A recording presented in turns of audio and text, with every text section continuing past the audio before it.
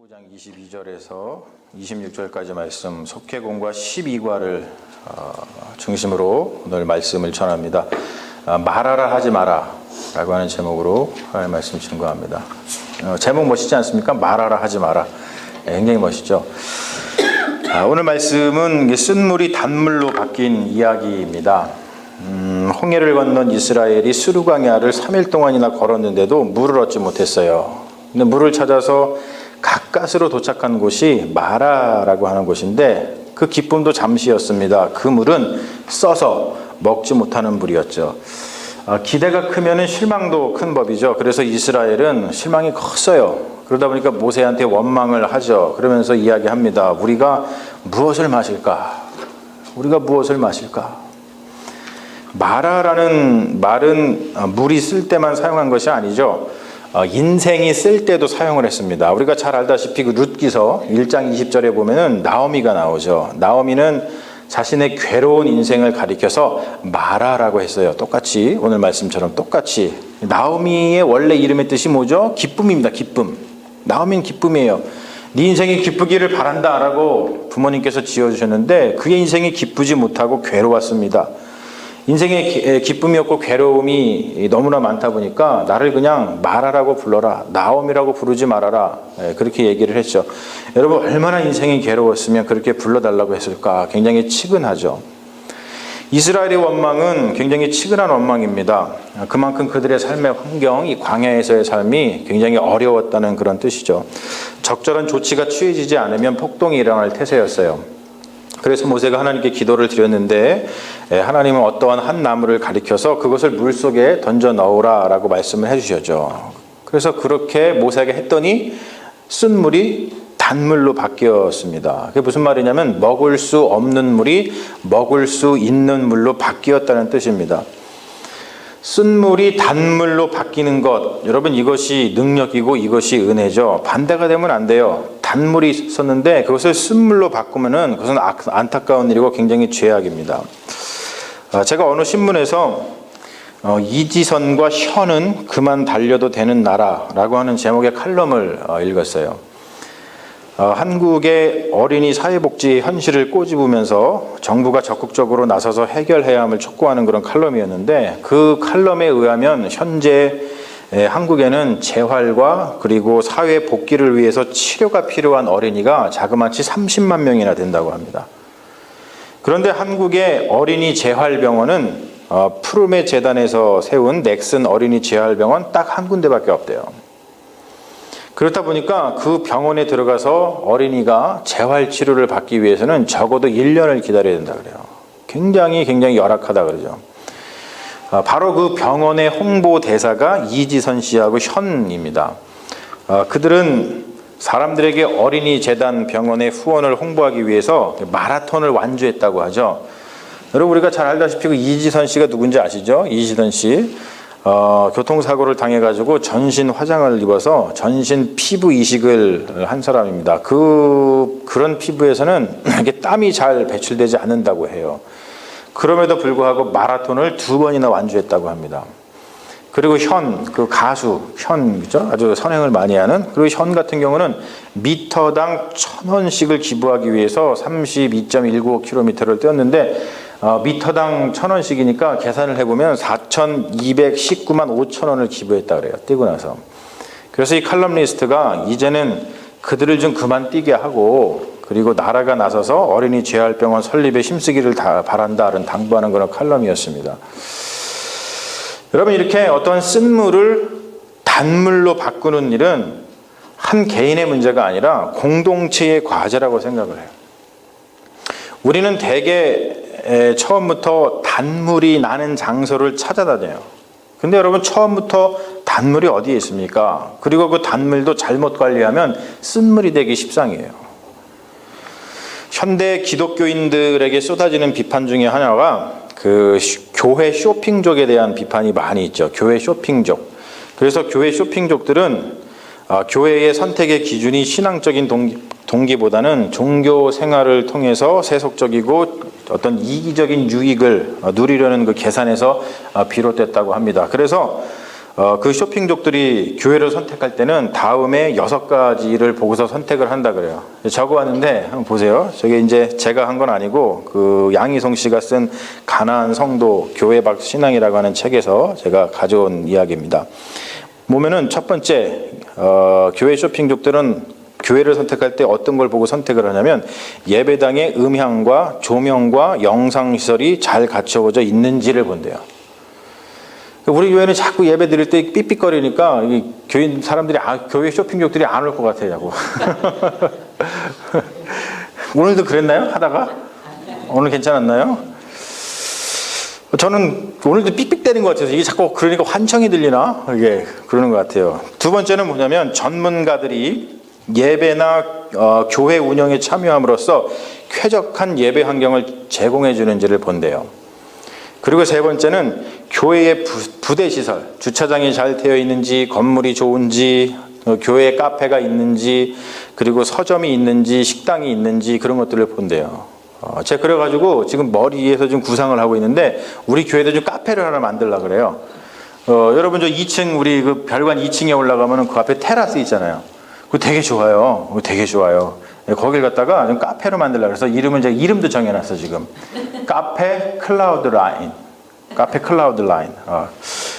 이런 같은 어쨌든 그런 그 쾌적한 그 편의성을 얼마나 갖추고 있는지를 본다고 합니다. 그리고 네 번째는 자신들의 자녀를 위해 체계적이고 앞서 나가는 교육 프로그램을 갖추고 있는지. 그리고 다섯 번째는 사회 중상층 이상의 전문직 종사자들이 성도들 가운데 적절히 존재해서 사회생활에 직간접적으로 도움이 되고 교제권을 만들어 두면 여러모로 교양 있는 라이프 스타일을 누릴 가능성이 있는지 그걸 본대요. 그리고 일곱 번째는 다른 교회에 없는 유력한 교육과정과 훈련과정이 있는지 그런 등을 있어서 배움의 욕구를 잘 충족시켜주는지 이런 것들을 검토를 한다고 합니다. 이게 교회 쇼핑족들이 교회를 선택하는 기준이라 그래요. 뭐 이것에 대해서는 뭐 더 얘기할 게 많이 있지만 하여튼 여기까지만 얘기를 하고요.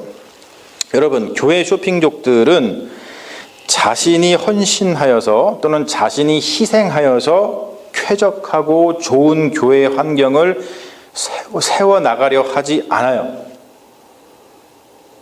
그렇지 않고 힘들이지 않고 이미 쾌적하고 좋은 교회 환경을 갖추고 있는 그 교회에 무임승차하려는 그런 얌체족입니다. 여러분, 요즘 그 젊은이들도 좀 그런 것 같아요. 이 결혼을 할 때 보면은 여러분 결혼의 첫째 요소가 뭐죠? 그렇죠. 뭐 속삭이세요. 굉장히 당연한 건데 결혼의 첫째 요소가 사랑. 마지막 요소도 뭐예요? 사랑이잖아요, 사랑. 근데 요즘에 보면 그 무슨 결혼 정보 회사에서 이렇게 뭐 매치해 주는 그런 프로그램 같은 거 이렇게 보면은요, 거기에 조건이 제일 중요한 게 뭐냐면 경제력, 그리고 사회적인 명망, 그리고 외모, 그리고 여자 같은 경우는요, 기독교인이 아주 그 인기가 높대요. 이미지가 좋잖아요. 그러면서 그러다 보니까 경제력, 사회적 평판 이런 것을 보고 요즘 젊은이들은 결혼을 한다고 해요. 그러다 보니까 여러분 어떻게 됩니까? 경제가 좀 힘들어지면 이혼을 합니다. 저는 그런 것들을 보면서 야, 이런 게 세속화가 아닌가 싶어요. 뭐 다른 게 세속화가 아니라 이런 게 세속화죠. 젊은이들이 사랑을 좀 하고 그 사랑 때문에 결혼을 해야 되는데 다른 것이 자꾸 조건이 있다 보니까 결혼하기가 너무너무 이제 힘들어지는 것이죠. 경제력이 힘들어지면 여러분 이혼하는 게 아니라 같이 나가서 니 아까 끌고 나서 장사해가지고 가정을 다시 이렇게 세워야 되는 거 아니겠습니까? 그렇죠. 저는 그렇게 생각을 합니다. 그런 것처럼 여러분 교회도 마찬가지예요. 교회도 우리가 교회가 힘들고 어려우면 정말 니 아까 끌고 나가서 장사해가지고 한 심정으로다가 교회를 세워 나가야지, 그렇죠? 그래야지 우리가 좀 편의성이 좋은 교회, 이러한 교회를 찾아갖고 다니는 것은 그게 바로 요즘 현대 기독교인들에게 쏟아지는 비판 중에 하나인 교회 쇼핑족으로다가 우리가 편승하게 되는 것이죠. 여러분, 누구든지 그러한 얌체족 같은 교회 쇼핑족에 편승을 할 수가 있어요. 우리는 물이 써서 못 먹게 된 것만 보고서 원망하기 쉽죠. 그러나 여러분, 우리는 그 쓴 물을 달게 만들 수 있는 어떠한 나무를 하나님께서 준비해 놓고 계시는 것을 보지 못합니다. 참 안타까운 일이죠. 쓴 물을 한 번 먹고서 그것이 쓰다고 쉽게 원망하지 마십시오. 이 물이 쓰다고 쉽게 마라 라고 하지 마십시오. 그 쓴 물을 움켜쥐고 하나님 앞에 엎드려서 기도해 본 적이 있습니까? 그 쓴 물을 움켜쥐고 하나님 앞에 기도하면서 단물로 바꾸어 달라고, 하나님께서 단물로 바꿔 주실 거라는 신실한 믿음을 가져본 적이 있습니까? 우리는 너무도 쉽게 쓴 물을 포기하고 단물을 찾아서 떠납니다. 여러분, 그런 자에게 어떻게 하나님께서 기적을 베푸실 수가 있겠어요? 그런 자가 어떻게 하나님의 은혜를 경험할 수가 있겠어요? 제가 사실 이러한 것들에 대해서 간증할 게 엄청 많은데, 그 간증을 하면은 오늘 여러분 집에를 못 가셔요. 그래갖고 안 하고 차츰 기회가 되면 조금씩 하려고 합니다. 근데 오늘 말씀의 마지막 구절을 보면 이런 말씀이 있어요. 나는 너희의 치료하는 여호와임이라 라는 말로 끝나고 있어요. 그런데 그 치료의 근거가 뭐냐면 이것이죠. 너희가 너희 하나님 나 여호와의 말을 들어 순종하고 내가 보기에 의를 행하며 내 계명에 귀를 기울이며 내 모든 규례를 지켜 행하면, 그렇게 하면 하나님께서 이스라엘에게 내린, 그러니까 하나님께서 그 애굽에게 내린 모든 질병 중 하나라도 내리지 않겠다고 약속을 하십니다. 여러분, 요즘 사람들에게 가장 큰 이슈 중 하나가 뭐죠? 요즘 사람들이 가장 하고 싶어 하는 게 뭐예요? 우리 교회 분들은 별로 없는 것 같아요. 저한테만 가장 필요한 것 같은데 뭐냐면 다이어트. 우리 교회 분들이 다 날씬하셔가지고 이슈가 별로 아닌 것 같은데, 먹는 게 부족했던 시절에는 다이어트라는 말이 없었습니다. 그때에는, 옛날에는 저처럼 적당히 살이 오른 사람이 최고였어요. 제가 최고의 사익감이었어요. 아닌가요? 그런데 시절이 변해서 먹는 게 풍족하다 보니까 먹는 것을 절제해야 하는 그러한 시절이 온 것이죠. 그래서 대부분의 사람들이 다이어트를 합니다. 그런데 성공하는 사람은 매우 극소수예요. 물론 일시적으로 다이어트에 성공한 사람들도 많이 있어요. 그러나 곧 요요 현상이라는 게 일어나죠. 요요 현상이라는 것이 일어나서 다시 살찌는 경우가 대부분입니다. 여러분, 왜 그런지 아세요? 다이어트에서 가장 중요한 것은 밥을 적게 먹고 운동을 많이 하는 것이 아닙니다. 그럼 뭐죠? 생활 습관 자체를 바꾸는 거예요. 그러니까 진정한 다이어트는 생활 습관 자체를 바꾸는 것이지, 밥 적게 먹고 운동을 많이 하는 것, 그런 것을 통해서 효과를 보지 못한다고 해요. 그런데 여러분, 일시적으로 밥 적게 먹고 운동 많이 하는 것까지는 우리가 할 수 있는데, 생활 습관 자체를 바꾸는 일은 죽는 것보다 힘들다 그러죠.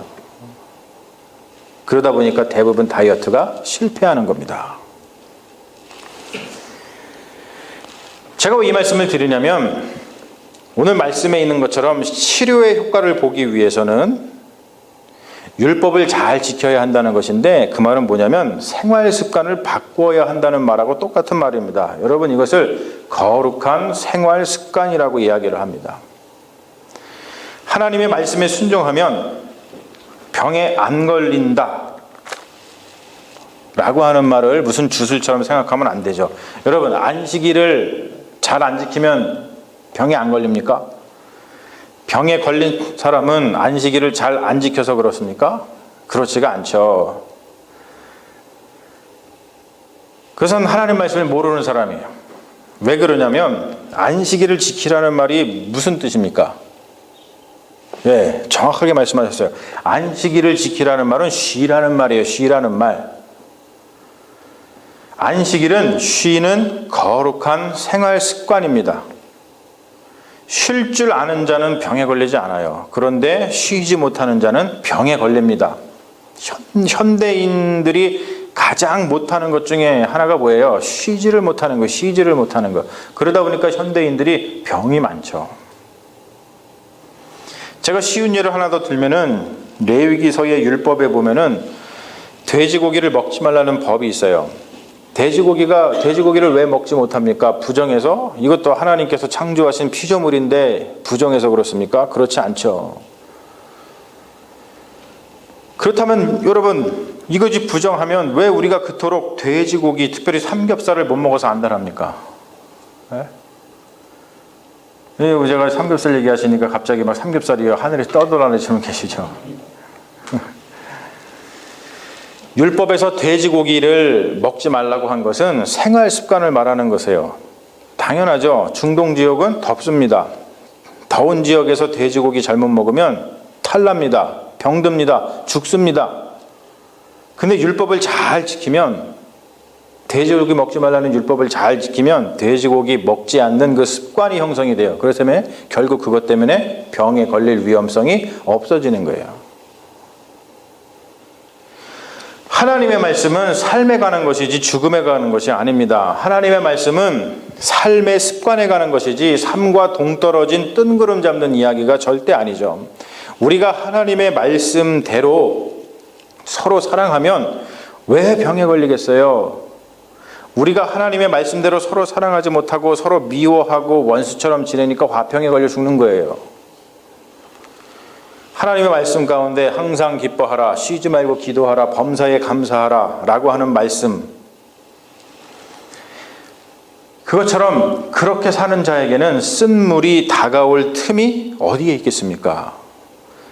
그런 자에게는 매일 단물이 밀려올 것이에요. 그런데 우리가 그 말씀, 그 하나님의 말씀 항상 기뻐하고 쉬지 말고 기도하고 범사에 감사라는 거 하나님의 말씀대로 사는 삶의 습관을 형성하지 못하기 때문에 단물이 아니라 쓴물이 계속 밀려오는 것이죠. 사랑하는 여러분, 마라를 쓰다고 원망만 하지 말고 쓴물을 달게 만드시는 하나님의 능력에 힘입어서 마라를 움켜쥐고 하나님께 부르짖는 믿음의 자녀들이 되시기를 바랍니다. 우리가 교회 공동체를 생각할 때에 교회 공동체의 일원으로서 여러분, 교회에 또한 부족한 부분이 있으면, 즉 쓴물이 있으면, 즉 마라 같은 부분이 있으면 여러분 그것을 붙들고서 기도해보고 그것을 주님 단물로 바꿔주세요 라고 한번 우리 기도해보자고요. 마라라고 하지 마십시오. 하나님은 우리에게 쓴물을 주지 않으십니다. 하나님은 쓴물도 단물로 바꾸어 주십니다. 주님께서는 마라, 쓴물을 단물로 바꾸기를 원하신다는 거예요. 쓴물을 단물로 바꾸실 그 어떠한 나무를 하나님께서 이미 예비해 놓으신 줄로 믿습니다. 그러니 여러분, 마라라고 하지 마십시오.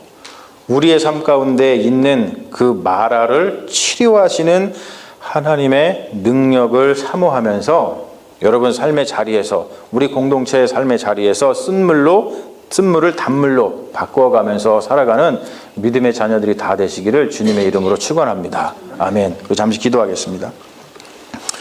아버지 하나님, 우리는 어떤 것이 쓰다고 하면 원망부터 합니다.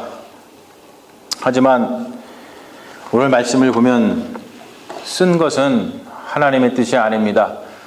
하나님은 그 쓴 것을 통해서 우리를 훈련시키시고 하나님을 더욱더 붙들게 하시며 하나님께 나와서 부르짖게 하시고 하나님의 능력을 경험하게 하시고 하나님의 은혜를 사모하게 하시는 줄로 믿습니다. 주님, 우리의 삶 가운데 쓴 것이 있다면, 마라가 있다면 원망하지 말게 하시고 그 쓴 것, 마라를 붙들고 그 쓴 것을 단물로 바꿔주시는 하나님의 그 거룩하신 능력을 믿고 기도하는 믿음의 자녀들이 다 될 수 있도록 주여 역사하여 주시옵소서.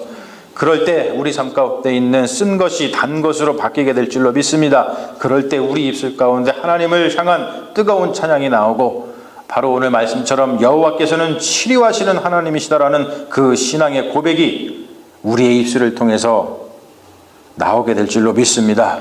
하나님, 그 놀라운 역사가 우리 삶 가운데 있게 하여 주실 줄로 믿사오며 우리를 구원하신 예수님 이름 받들어 간절히 기도 올리옵나이다. 아멘. 주여 믿습니다.